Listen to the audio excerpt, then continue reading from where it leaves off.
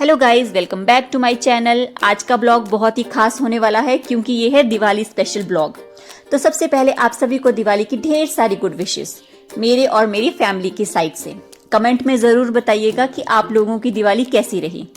Personally मेरा favourite जो festival है वो दिवाली है एंड आई होप आप लोगों का भी होगा, है ना? भाई होगा क्यों नहीं। दिवाली का हर एक इंडियन बेसब्री से इंतजार करता है, पूरा साल वेट करता है कब दिवाली आएगी, और उसकी तैयारियों में जो मजा है वो किसी और चीज में नहीं है। दिवाली अपने साथ एक चीज लेके नहीं आती है बल्कि बहुत सारी चीजें एक साथ आती हैं। जैसे कि Diwali it's a festival of light, decoration, diyas, sweets, gifts, पकवान, रंगोली, क्रैकर्स, दिवाली पूजा, शॉपिंग और ना जाने क्या क्या। तो आप लोग कमेंट करके जरूर बताइएगा कि आप लोगों को दिवाली में सबसे अच्छा पार्ट कौन सा लगता है। I mean, रंगोली मेकिंग लगता है, या फिर डेकोरेशन करना लगता है, या फिर घर को फूलों से सजाना लगता है, शॉपिंग करना लगता है, मंदिर को सजाना लगता है, पटाखे करना लगता है, या फिर दिया जलाना, या फिर कुछ और।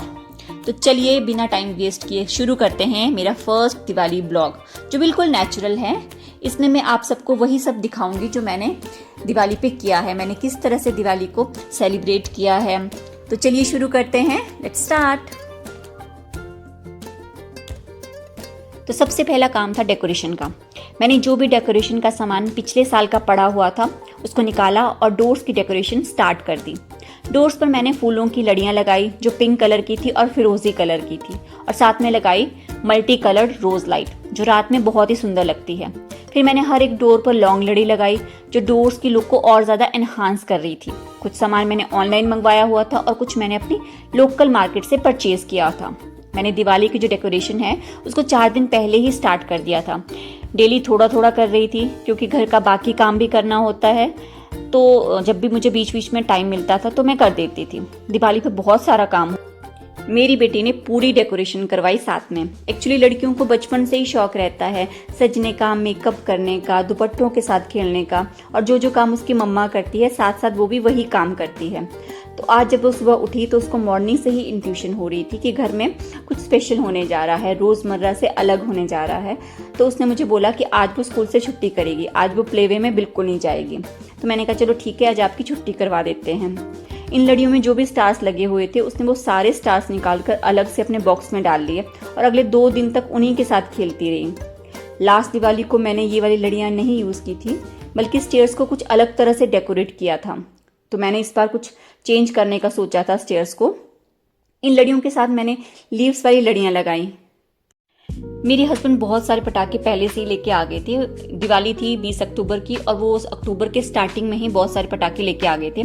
तो मुझे था कि इनको धूप दिखा दूं, कहीं ऐसा ना हो कि करने के टाइम पे ये चले ही ना। तो मैंने इनको धूप में रख दिया था पूरे दिन के लिए, क्योंकि अगले दिन मुझे मार्केट जाना था, मुझे थोड़ा सा काम था बाजार में। तो मुझे लगा कि अगले दिन मुझे टाइम नहीं लगेगा तो मैं आज ही ये वाला काम कर लेती हूँ। उसके बाद धूप दिखाने के बाद मैं सारे पटाखे को अंदर लेके आ गई और मैंने एक जगह पे सबको। मुझे क्रैकर्स पसंद नहीं है क्योंकि बहुत ज़्यादा पॉल्यूशन होता है, लेकिन हस्बैंड को पसंद है तो वो लेके आ गए। और अब मेरा बेटा भी बड़ा हो गया है तो उसे भी सबसे ज़्यादा पटाखे ही पसंद है। वो भी बोलता रहता है कि पटाखे लेके आओ, मुझे पटाखे करने हैं। और उन्होंने तो 3-4 दिन पहले से ही पटाखे करना शुरू कर दिया था और दिवाली के 3-4 दिन तक उनके पटाखे चलते ही रहेंगे। क्रैकर्स का काम खत्म करने के बाद मेरे पास थोड़ा सा टाइम बच गया था, तो शाम के टाइम को मैंने मेन डोर को डेकोरेट किया क्योंकि मुझे था कि जितना काम निकल जाए उतना ही अच्छा है। तो मेन डोर को मैंने, जो मेरे पास पहले से सामान पड़ा हुआ था, मैंने उसी से ही उसको सजाया। लास्ट ईयर भी मैंने ऐसे ही लगाया था मेन डोर को, उसमें ज़्यादा चेंज नहीं किया। इलेक्ट्रिशियन मॉर्निंग में ही आ गए थे तो उन्होंने सबसे पहले हमारे घर की लाइट लगाई, फिर पड़ोसियों के घर की लाइट लगाई। तो सारे घर की जो लाइट जब पूरी तरह से लग चुकी थी, तो जब रात को हमने देखा तो इतने सुंदर लग रहे थे, सबके घर इतने सुंदर लाइट से जगमगा रहे थे कि मेरा तो मन कर रहा था कि मैं बाहर खड़ी होकर बस इन्हीं को देखती रहूं। मुझे दिवाली में पर्सनली जो लाइट्स रहती हैं जो घर के बाहर ये लगती हैं बहुत पसंद है। हम लोग दिवाली के 3-4 दिन पहले ही लाइट लगा लेते हैं और दिवाली के 3-4 दिन बाद लाइट को हटाते हैं। मतलब तकरीबन 7-8 दिन जो लाइट्स हैं वो हमारे घर में लगी रहती हैं। तो आप लोग मुझे कमेंट सेक्शन में ज़रूर बताएं कि आप लोगों को भी इस तरह की जो लाइट्स रहती हैं घर के बाहर वो अच्छी लगती हैं कि नहीं लगती हैं। मेरे घर के आसपास और भी बहुत सारे घर हैं, लेकिन मैं उनको शूट नहीं कर पाई, उनको कवर नहीं कर पाई। लेकिन नेक्स्ट ईयर मैं उनको ज़रूर कवर करूँगी और आप लोगों को ज़रूर दिखाऊंगी कि उन लोगों के घर दिवाली पे किस तरह से जगमगाते हैं। सारे घर की डस्टिंग हो चुकी थी, लेकिन घर के जो मेन हिस्सा है हमारा मंदिर जहाँ पे दिवाली की पूजा होनी थी वो पेंडिंग था। दिवाली की जो पूजा होनी थी उसके लिए मंदिर की जो सफाई करनी थी वो मुझे खुद ही करनी थी। हाउस हेल्प आती है लेकिन वो घर के बाकी हिस्सों की सफाई करती है। मंदिर वाला जो हिस्सा है उसको मैं खुद ही साफ करती हूँ।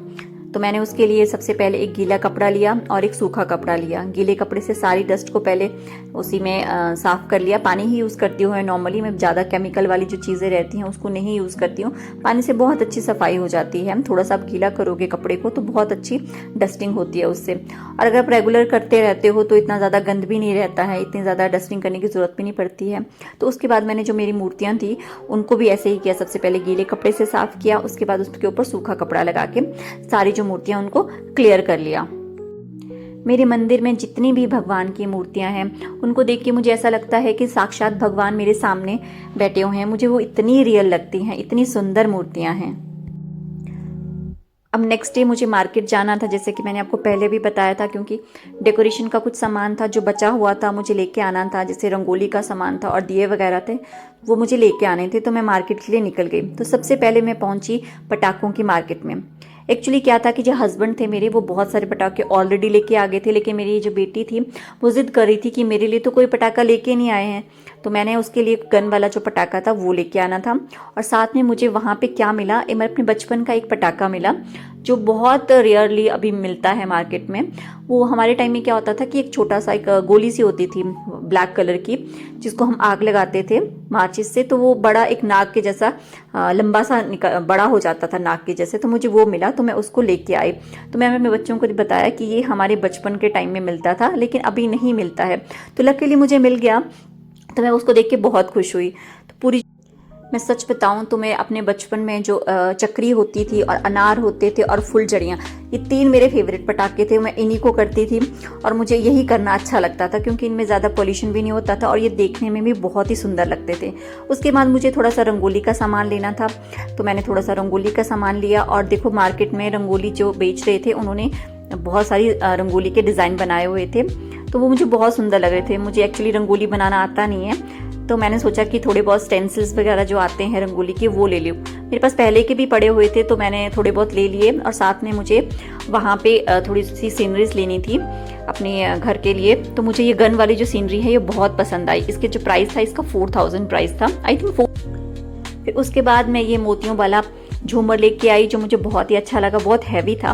और साथ में ये लेके आई पर्पल और वाइट कलर के लोटस वाले हैंगिंग, ये भी मुझे बहुत अच्छे लगे और मुझे काफ़ी सस्ते प्राइस में ये मुझे मिले थे। ऑनलाइन ये बहुत महंगे हैं, मैंने चेक किया था घर पे आके, और ये मुझे बहुत सुंदर लग रही थी। इनको लेके आई हूँ मैं अपने स्टेयर्स के लिए, क्योंकि स्टेयर्स थोड़ी अधूरी सी लग रही थी, तो मुझे लगा कि थोड़ा सा इसमें को थोड़ी सी लड़ियाँ और ऐड करनी चाहिए, थोड़ा सा उसको और एनहांस करना चाहिए। और साथ में लेके आई ये शुभ दीपावली का हैंगिंग, ये मुझे बहुत ही अच्छा लग रहा था पिंक कलर में। रेड कलर में भी था लेकिन पिंक कलर का मुझे बहुत अच्छा लगा, बहुत ही ब्यूटीफुल है।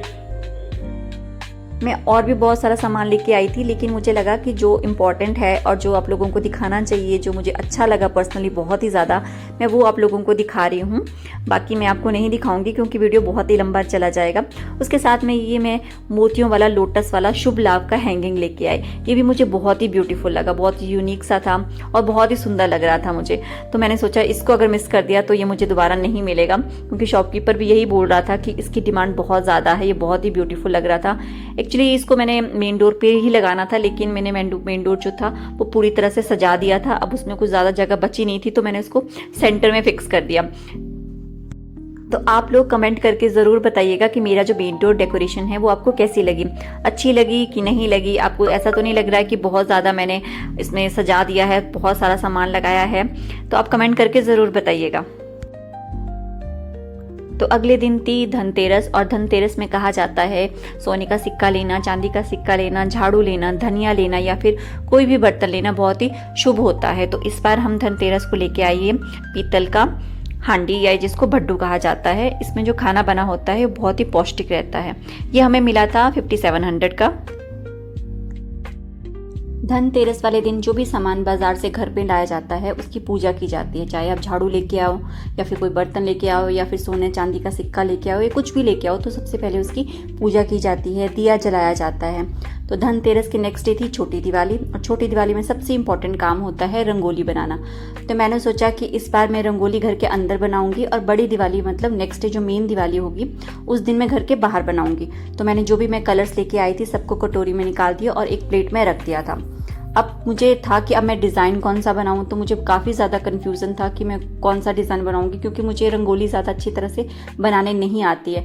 तो फाइनली मैंने ये वाली रंगोली का डिज़ाइन सेलेक्ट किया और ये वाली बनाई, और बहुत ही सिंपल सी रंगोली है, बहुत ही ईजिली बन जाती है। आपको ज़्यादा कुछ ताम झाम करने की ज़रूरत नहीं है, बस एक स्वास्तिक बनाना है, चाहे आप ओम बना लो या फिर दिया बना लो इसके बीच में, और साइड में आपने बाउंड्री लाइन देनी है। बस जस्ट एक कलर कॉम्बिनेशन आपका अच्छा होना चाहिए। छोटी दिवाली वाले दिन जो मैंने अपने स्टेयर्स पे रंगोली बनाई हुई थी उसकी लुक को थोड़ा और एनहांस करने के लिए मैंने एक बड़े से बाउल में लोटस के फ्लावर्स रखे जो पानी से जलते हैं, उससे लुक बहुत ही अच्छी आ रही थी।